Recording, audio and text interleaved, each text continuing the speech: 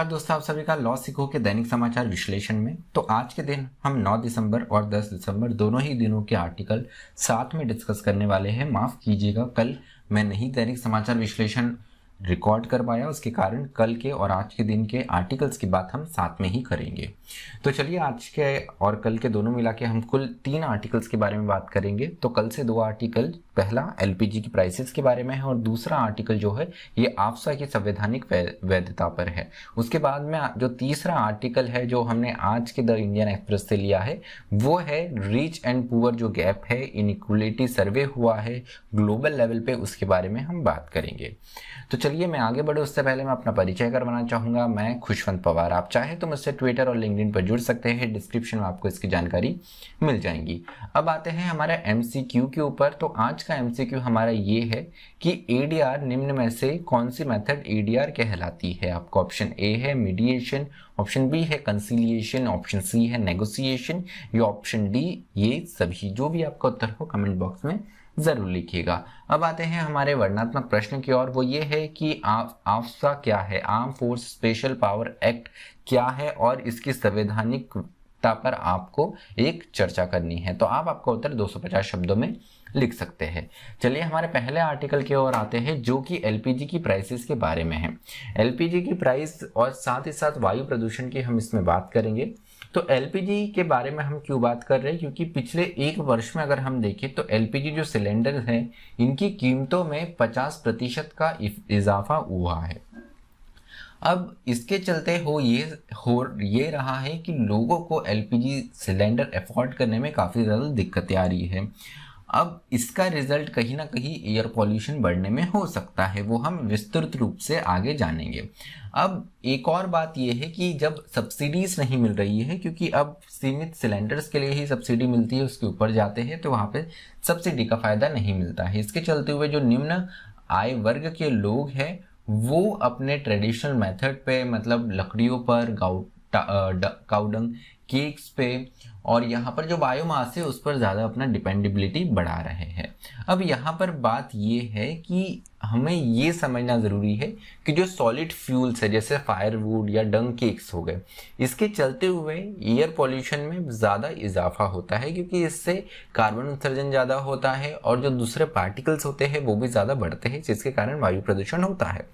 उसके अलावा स्वास्थ्य पर, हमारे फेफड़ों पर भी इसका फर्क पड़ता है। इसके चलते हुए प्री मैच्योर डेथ्स देखने को मिलती है, मतलब जितनी तय आय है उससे पहले ही यहाँ पर डेथ देखने को मिलती है।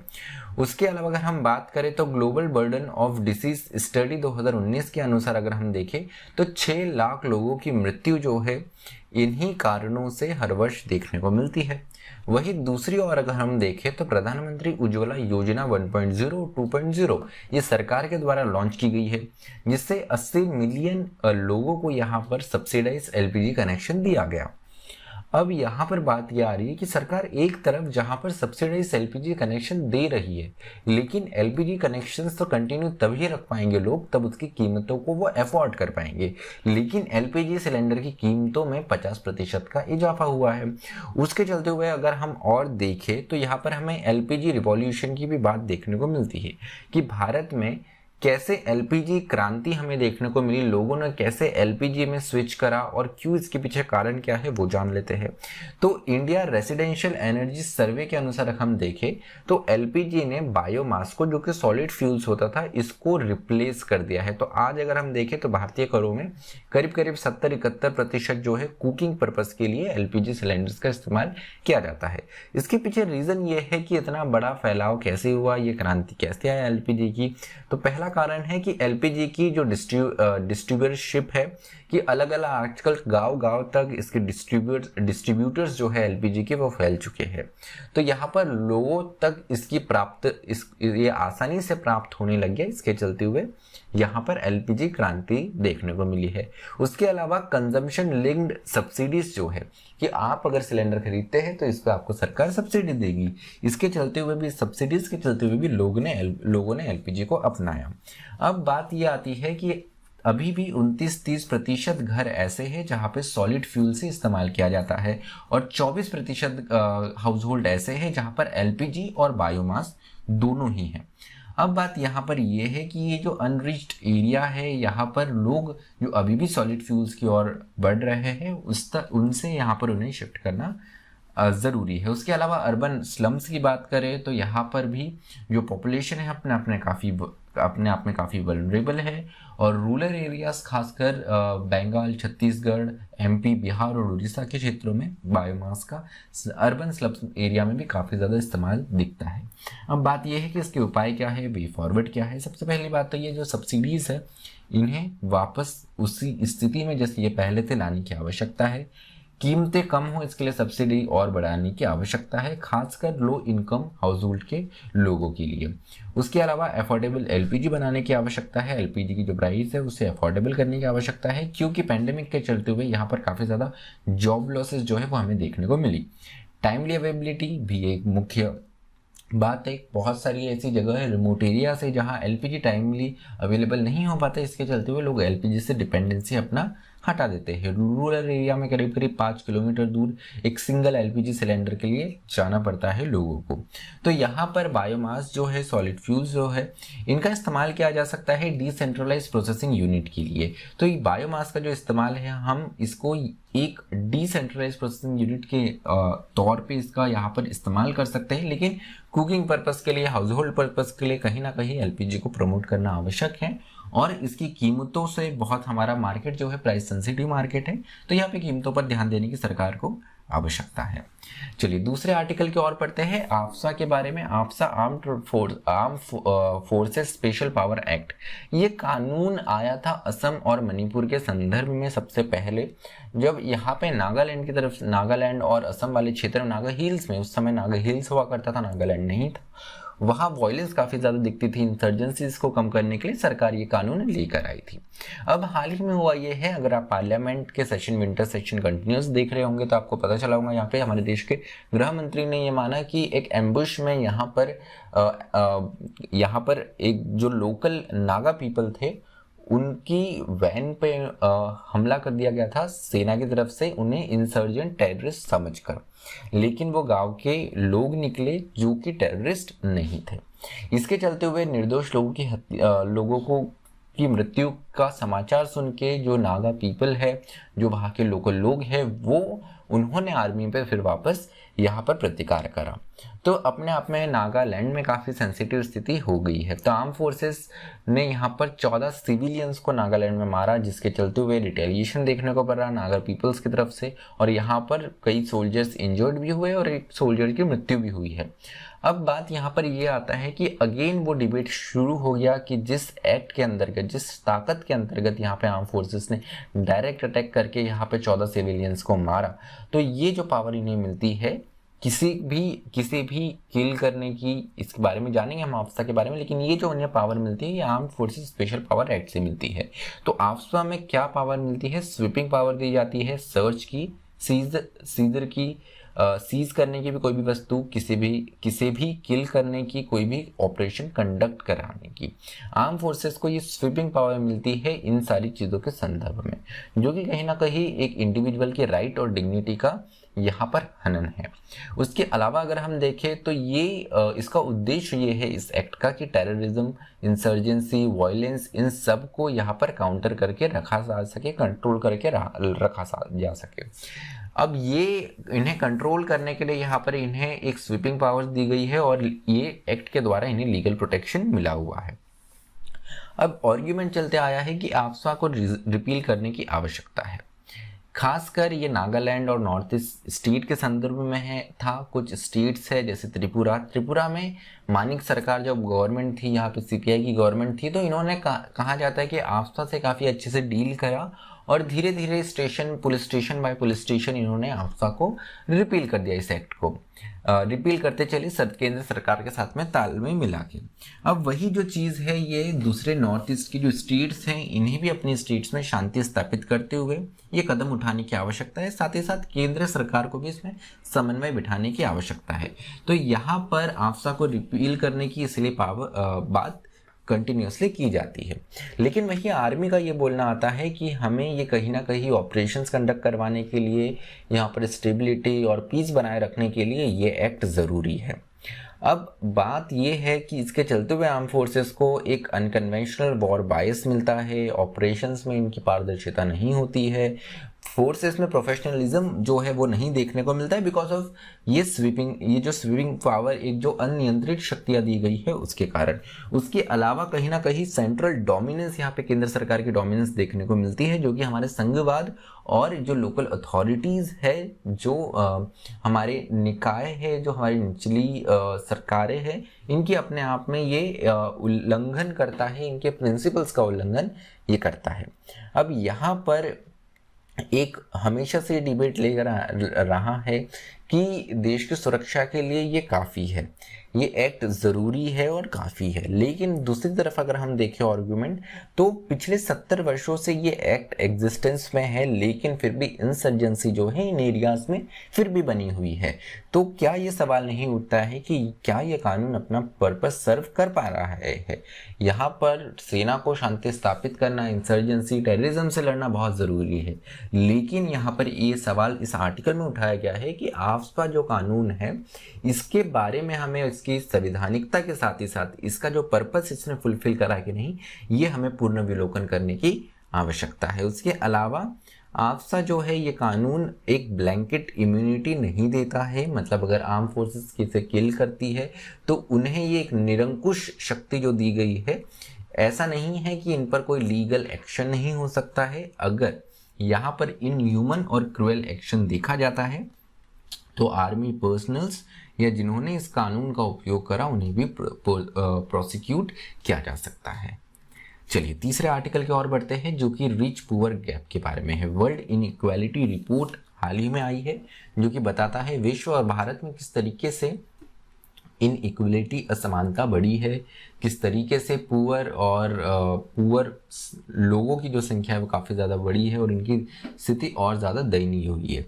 तो आज हम इस आर्टिकल में जो मोटे तौर पे बात की गई है, भारत के संदर्भ में बात करेंगे, कुछ हम ग्लोबल आंकड़ों के बारे में भी देखेंगे। तो भारत में अगर हम बात करें तो मिडिल क्लास जो इंडिया का है, सबसे बड़ा सेगमेंट मिडिल क्लास है।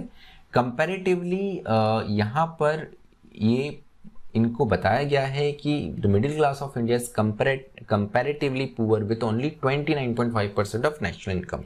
मिडिल क्लास हमारे देश का सबसे बड़ा तबका, ये अपने आप में काफ़ी गरीब है, ऐसा इस रिपोर्ट के माध्यम से पता चला है, क्योंकि हमारी जो नेशनल इनकम है उसका केवल 29.5% ही हमारे देश में जो सबसे बड़ा आय वर्ग है उनके पास, मतलब जो सबसे बड़ा एक सेगमेंट है पॉपुलेशन वाइज मिडिल क्लास, उनके पास में है।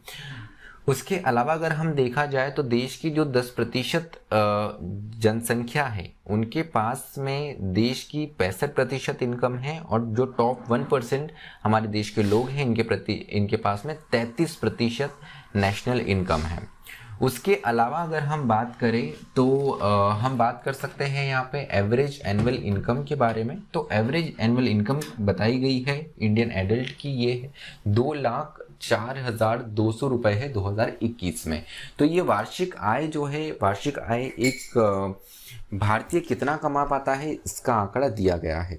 वही अगर हम देखें तो ओवरऑल तो एक एवरेज 2,04,200 है, लेकिन वही अगर हम हमारी बॉटम 50% पॉपुलेशन देखें तो ये केवल 53,610 रुपये कमाती है। तो यहाँ पर ये देखने को मिलता है कि टॉप 10% जो है ये अर्नड 20 टाइम्स दिस अमाउंट, की जो टॉप 10% है ये इनसे 20 टाइम्स ज़्यादा कमाता है। तो यहाँ पर बहुत बड़ी एक समानता देखने को मिलती है। अपने आप में आंकड़े आप प्रेफर कर सकते हैं स्लाइड्स से, या आर्टिकल में भी काफ़ी आंकड़े दिए गए हैं, इसलिए काफ़ी कोशिश कर रहा हूँ कि मैं इसे आराम से समझा पाऊँ। उसके अलावा pre tax national income gap जो है वो अपने आप में यहाँ पर मोर और less been the same since 2014। तो जो pre tax national income gap है ये अपने आप में 2014 से लगभग बराबर है। एक और बात यहाँ पर ध्यान रखने वाली ये है कि नीति आयोग का कुछ दिनों ही पहले यहाँ पे मल्टी डायमेंशनल पुअर लिस्ट आई है, जिसमें बिहार, झारखंड और उत्तर प्रदेश ये टॉप 3 राज्य रहे हैं। अब बात ये आई है, इस आर्टिकल में बताया गया है कि पैंडेमिक के चलते हुए इनइक्वालिटीज, असमानता अपने आप में काफ़ी बड़ी है। So the pandemic has cost a marked rise in poverty. तो पैंडेमिक के चलते हुए बहुत सारे लोगों को अनएम्प्लॉयमेंट हुआ, उनके रोज़गार के साधन बंद हुए, उनके बिजनेसेस अफेक्ट हुए, इसके चलते हुए यहाँ पर पॉवर्टी बढ़ी हुई है। उसके अलावा यहाँ पर बताया गया है कि it has been observe that richer countries have poorer government and maximum wealth in the hand of private sector. इसके अलावा एक और चीज़ जो दिलचस्प चीज़ यहाँ पर सामने आई है वो ये है कि जिन कंट्री में गवर्नमेंट लगभग दिवालिया हो गई है या अपने आप में उनके पास में पैसे काफ़ी कम हैं, उन देशों में जो प्राइवेट सेक्टर है उनके पास में मैक्सिमम जो है वेल्थ, यहाँ पर धन जो है उनके ही पास में है। तो अगर हम देखें तो जो गवर्नमेंट पुअर है उसी देश में जो प्राइवेट प्लेयर्स है, जो प्राइवेट सेक्टर है, वो अपने आप में वेल्थ काफ़ी ज़्यादा रखता है। वही वेल्थ ऑफ रिचेस्ट इंडिविजुअल की बात करें, increase from 6 to 9% per year from 1975। तो जो रिच पीपल है इनका 1975 तक लगातार यहाँ से उनकी इनकम बढ़ी है, 6 से 9% तक का उनकी आयों में इजाफा हुआ है। दर वर्ष देखें तो 3.2% का इजाफा इनकी वेल्थ में, इनके धन में देखने को मिलता है। महिलाओं के संदर्भ में भी आंकड़ा बताया गया है कि वर्ल्ड में अगर हम देखें तो जो टोटल इनकम है महिलाएं इसका केवल 35% ही होल्ड करती है। 1990 में ये आंकड़ा 30% था, उससे इजाफा हुआ है। लेकिन अगर हम देखें तो 30 वर्षों में ये 30 से बढ़कर 35 हुआ है। एक अच्छा सिंबल है, लेकिन जिस प्रकार से हमारी जनसंख्या का विभाजन है ये 50-50 या उसके आसपास होना चाहिए था, लेकिन अभी भी महिलाओं को यहाँ पर इनकम इनक्वलिटी महिलाओं में देखने को मिलती है। महिला और पुरुषों में देखने को एक लैंगिक आधार पर देखने को मिलती है असमानता। उसके अलावा वे फॉरवर्ड क्या है, वे फॉरवर्ड बताया गया है। एक और चीज़ दिलचस्प ये आई है कि जो इनक्वालिटीज़ है ये इकोलॉजिकल बेसिस पे भी देखने को मिली है, क्योंकि जिन देशों में संसाधन ज़्यादा है वहाँ पे जिन लोगों के पास में संसाधन नेचुरल रिसोर्सेज भी ज़्यादा है, उनकी इनकम भी उस तरीके से पॉजिटिव वे में अफेक्टेड है। तो यहाँ पर ज़रूरी है कि क्लाइमेट चेंज पर भी ध्यान देने की आवश्यकता है कि inequality in contribution to climate change में भी जो कंट्रीब्यूशन है इसमें भी असमानता है। पर्यावरण महत्वपूर्ण पक्ष है। अगर आप इस पर्यावरण का फ़ायदा उठा के यहाँ पर आप आय के स्तर पर बड़े बन रहे हैं, अपनी वेल्थ बढ़ा रहे हैं, तो जो क्लाइमेट चेंज हो रहा है उसको भी ध्यान रखने की और उस पर्यावरण को भी प्रोटेक्ट करने की आपकी जिम्मेदारी बनती है। अगर हम देखें तो टॉप 10% एमिटर्स जो है ये 50% ऑफ ऑल एमिशन करते हैं, और जो बॉटम 50% है ये केवल 12% ही कंट्रीब्यूट करते हैं। खासकर ये यूएस और चाइना की अगर हम यहाँ पे बात करें तो ये अपने आप में काफ़ी ज़्यादा एमिशन करते हैं। इसके चलते हुए इन्होंने काफ़ी ज़्यादा इनकम जनरेट भी करी है, लेकिन जब रिटर्न करने की बात आ रही है, जब पर्यावरण को वापस यथास्थिति में लाने की बात आ रही है, तो जो टॉप एमिटर्स ही है वही अपने आप में कदम पीछे खींच रहे और जितना उन्होंने फ़ायदा जनरेट करा है उतना कंट्रीब्यूट नहीं कर रहे हैं। उसके अलावा रिपोर्ट में ये भी सजेस्ट किया गया है कि एक मॉडेस्ट प्रोग्रेसिव टैक्स जो है ये मल्टी मिलीनियर्स पे लेवी करना ज़रूरी है। अगर ऐसा होता है तो यहाँ पर tax rate of 1.2% on wealth, अगर वेल्थ पे 1.2% का टैक्स लगाया जाए तो यहाँ पर ग्लोबल इनकम में 2.1% का इजाफा होगा। वही 1 से 10 मिलियन USD जो है उस पर 5% टैक्स रेट लगाया जाए तो ग्लोबल इनकम में 0.3% का इजाफा होगा। तो अपने आप में मोटा मोटी बात ये रही, काफ़ी ज़्यादा आंकड़े थे, इनक्वालिटीज़ की बात की गई है। भारत में इनक्वालिटी काफ़ी बड़ी है, अमीर और गरीब के बीच की जो खाई है वो काफ़ी ज़्यादा बड़ी है। ये इस आर्टिकल में एक मोटे मोटे तौर पर दर्शाया गया है। तो चलिए आज का हम विश्लेषण हमारा यही समाप्त करते हैं। आप चाहें तो हमसे टेलीग्राम और इंस्टाग्राम के माध्यम से जुड़ सकते हैं। अधिक जानकारी के लिए आप लॉ सीखो की वेबसाइट www.lawsikho.com भी विजिट कर सकते हैं। मुझे सुनने के लिए आप सभी का धन्यवाद। Thank you. Stay tuned to law सीखो।